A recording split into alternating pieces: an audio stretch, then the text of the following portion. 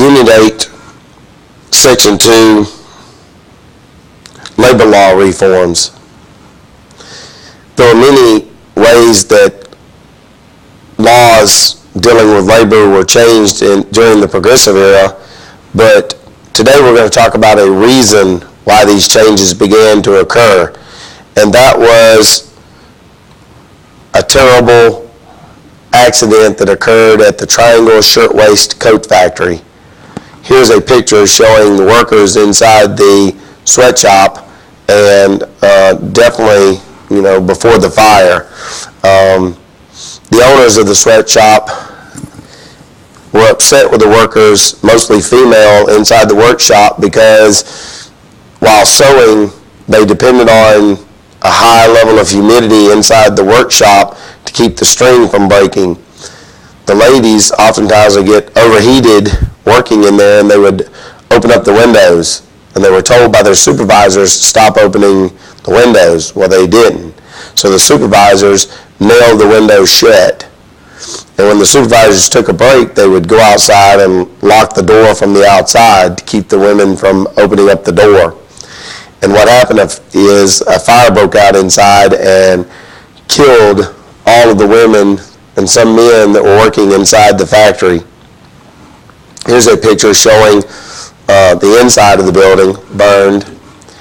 And here's another picture showing the fire escape outside, where some of the women were able to bust through the windows and get onto the fire escape. The fire escape collapsed and they fell to their death 13 stories below.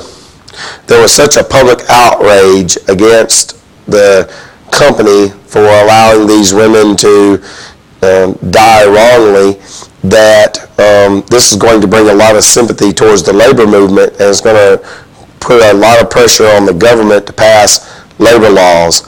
Another area, other than women working in the workplace, that the government needed to step in and make laws for, another area was child labor. And this sweet-looking old lady named Florence Kelly attempted to go before the Illinois State Legislature and get laws changed for the age limit that little children would work in the factories. Here's one picture showing little kids working in the factory. The factory owners would use the little kids because they had small hands. They could reach inside the machines and unjam the machines. Oftentimes when they unjam the machines would start back, and the children would lose fingers or limbs in the machines. Here's another picture showing young children working in a coal factory. And, as early as this young gentleman here, who looks to be around, 7, 8 years old, would work in these factories their whole entire life. And many of them suffered from black lung and died at really early ages.